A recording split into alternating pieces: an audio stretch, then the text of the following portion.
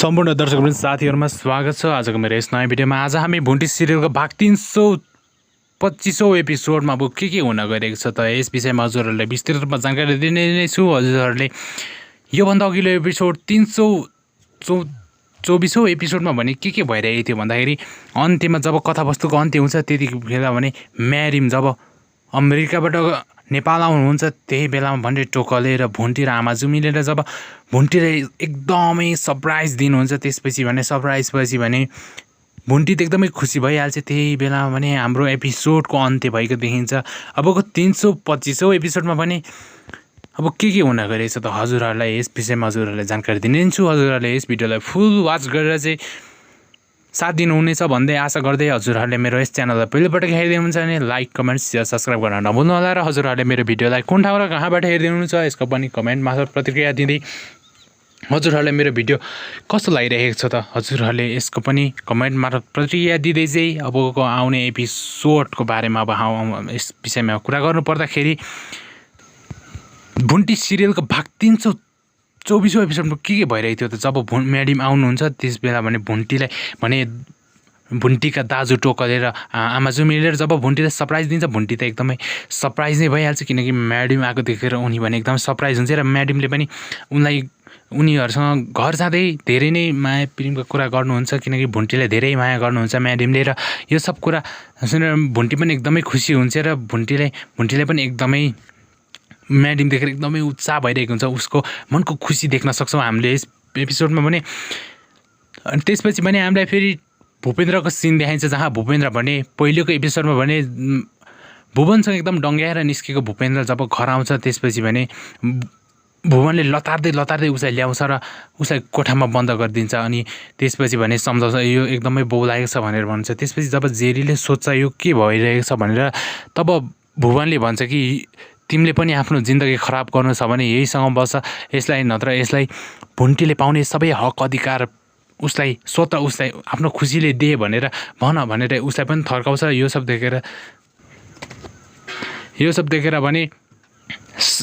देखेर भने जेरी भने एकदम स्तब्ध हुन्छ र केही पनि भन्दैन। त्यही बेलामा भने फेरि भूपेन्द्र र जेरीको कुरा हुन्छ जहाँ चाहिँ भूपेन्द्रले अब भुन्टीले जसरी भए पनि मुद्दा फिर्ता गर्न लगाइदेऊ र म उसलाई एक टुक्रो पनि आफ्नो अंश दिदिनँ भनिसकेपछि जेरीले भने अब आफ्नो आइडिया लाउँछु र म तिम्रो साथ दिन्छु भनेर उनले भूपेन्द्रको कुरा स्वीकार्छ र उसले के योजना बनाउने निर्णय गर्छ। त्यही बेलामा भने गाउँमा गएको सुकुमायाको सिन देखाइन्छ जहाँ चाहिँ सुकुमाया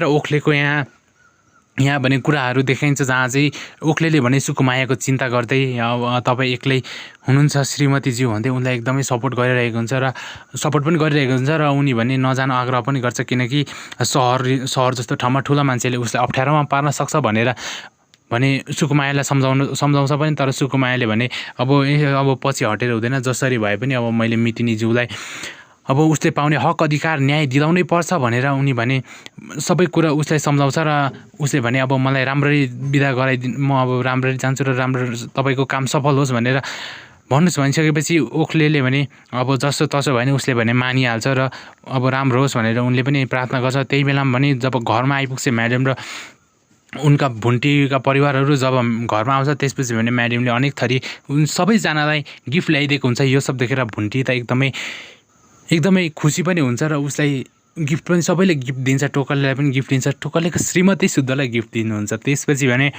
भुन्टीलाई टोकलेले सम्झाउनुहुन्छ कि म्याडमले अब सम्झाउनु पर्यो कि भुन्टीले त्यस अपराधी भूपेन्द्रको यादमा नबस्नु भनेर। तब भुन्टीले भने अब कसरी बस्न सक्छ त उसको दुःख पीडा हेर्न सक्दिनँ भनेर भन्छ। तर म्याडमले भने उसलाई अब आफ्नो हक अधिकारमा जिउन सिक, अब तिमीलाई यस्तो दुःख हुन दिन्न र तिमीले जसरी भयो नि त्यसलाई छोडेर अब नयाँ जिन्दगीको सुरुवात गर्नुपर्छ भनेर उसलाई भने इन्करेज पनि गर्नुहुन्छ र इन्करेज गरेर उनी भने त्यहाँबाट गइहाल्छ। त्यसपछिको सिन भने हामीलाई भूमिकाको सिन देखाइन्छ जहाँ चाहिँ भूमिकाको भने सासु बुहारीको जस्तो यहाँ व्यवहार देखाइन्छ किनकि भूमिकाको आफ्नो श्रीमानको दिदी अर्थात् जेठानी दिदीले भने उसलाई धेरै नै नराम्रो गरिरहेको हुन्छ किनकि उनी भने एकदम सोच्दै गरेको हुन्छ र उसले अब आफूले पहिले आफू कस्तो तरिकाले बसिरहेको थिए र अहिले कसरी बसिरहेको छु भन्ने उनी पनि एकदमै यो कुरा सोचिरहेको हुन्छ, एकदम टोलाइरहेको हुन्छ। त्यही बेलामा भने दिदीले जब उसलाई यो सब देख्छ उनले भने रिसले त्यसरी एक बाल्टी पानी उचालेर चाहिँ उसको जिउभरि खनाइदिनुहुन्छ। यो सब देखेर त एकदमै नराम्रो पनि लाग्छ, किनकि यस्तो व्यवहार देखेर त जसलाई पनि नराम्रै लाग्छ, किनकि छोरी मान्छे भएको यस्तो अन्यायहरू हजुरहरूलाई चाहिँ कस्तो लाग्छ? यसको सामाजिक हजुरहरूलाई कस्तो आफ्नै आँखा अगाडि देख्दा त अलिक नराम्रो नै हुन्छ। किनकि तर यो सब सिन देखेर पनि जब भुन्टीलाई उसले गरेको यस्तो काम, उसले जब भुन्टीले त्यस्तो अवस्थामा पारेको थिए, यो सब देखेर त थोरै खुसी पनि हुन्छ। तर यस्तो नारीमाथि यस्तो अत्याचार चाहिँ गर्नु हुँदैन भन्दै आफ्नो श्रीमानले पनि साथ नदिएपछि भूमिका भने एक्लो हुन्छ र एकदमै रुन्छ पनि, एकदमै चित्त दुख्छ उसको। किनकि आफ्नो श्रीमानले पनि साथ नदिएपछि, एउटा महिलालाई चाहिने एउटा श्रीमानको साथ पनि नभेटेपछि महिला कस्तो हुन्छ, यो हजुरहरूले कल्पना गर्न सक्नुहुनेछ। भन्दै फेरि जेरीले भने एउटा षड्यन्त्र रच्छ, किनकि भुन्टीको लागि जसरी भने एउटा फेक बोयफ्रेन्ड बनाएर उसको चाहिँ फेक भिडियोज बनाएर अदालतमा पेस गरेर चाहिँ उसको अंश नदिन बनाउँछु भनिसकेपछि उसले भने एउटा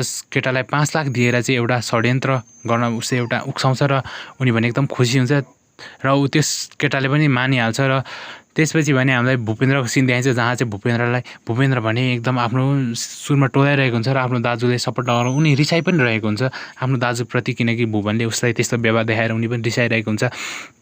तर भूपेन्द्र जब टोयलेट जान्छ, त्यही बेलामा टोयलेट जाँदा पनि दाजुले अनदेखा गर्छ र तर टोयलेटमा पुगेर उनी जब लड्छ तब भुवनको मनमा केही भयो कि भन्ने उसलाई डर लाग्छ र उसले गएर जसो तसो गरेर उसको ढोका खोलेर केही भयो कि भनेर आफ्नो भाइलाई हेर्छ। तर भाइ भने एकदम रिसाइरहेको हुन्छ र उसलाई जब टोयलेट गराइदिन्छ, त्यसपछि भने हामीलाई अलिक फन्नी सिन पनि देखाइन्छ। यसपछि भने हजुरहरूले कस्तो लाग्यो? त्यसपछि भने भुन्टीसँग एउटा केटो आउँछ, किनकि त्यसले नै जेरीसँग 5 लाख लिएकी थिए र जब त्यो केटो आउँछ त्यसपछि भने त्यो केटोले भने भुन्टीलाई मुनि बोलाएर चाहिँ अब भुन्टीलाई अङ्गालो हालेको यस्तो भिडियो बनाउँछु भनेर क्यामेरा पनि राख्छ, रेडी गर्छ र उनले जब भुन्टीलाई मुनि बनाउँछ, भुन्टी भने एकदम टाढै दूरी कायम गरिरहेको छ। यो देखेर चाहिँ एकदम फन्नी सिन लाग्यो। हजुरलाई कस्तो लाग्यो? त्यस व्यक्तिले भने फेरि आँखामा केही पसेको कुरा पनि भन्छ, तर भुन्टीले भने टेर्दिनन् र जब उसमाथि त्यस्तो अनेकौँ त्यस्तो नराम्रो व्यवहार देखाउँछ, यो सब देखेर उनलाई एकदम रिस उठ्छ र गर्नुपर्ने धर्म पनि उनले अधर्म सम्झिँदै उसलाई पिट्न खोज्छ र आफ्नो दाइलाई बोलाउँछ। दाइलाई बोलाएपछि दाइले भने उसलाई 1-2 थप्पड हानेर उसलाई बाहिर निकालिदिन्छ र बाहिर निस्केपछि उनी भने कल्पना गर्दै यस एपिसोडको यहीँ अन्त्य हुन्छ। 324 एपिसोडको भने 325औँ एपिसोडमा भने अबको त्यस केटाले अब पक्कै पनि सायद अब के त्यो केटाले अब भुन्टीलाई फेरि त्यस्तै व्यवहार फेरि अब भुन्टीलाई जसो तसो गरेर भने भुन्टीसँग अब त्यस्तो भिडियो बनाउने छन् कि अब भुन्टीले आफ्नो हक लिने छन्। अब सुकुमायाले कस्तो कदम चाल्नु आँटे त? यस विषयमा जान्नको लागि हरेक मङ्गलबार बेलुका आउने सुकुमाया टिभीमा आउने भुन्टी सिरियल हेर्न सक्नुहुनेछ भन्दै आजको मेरो यस छोटो भिडियोबाट हजुरहरू सामुबाट बिदा हुन चाहन्छु।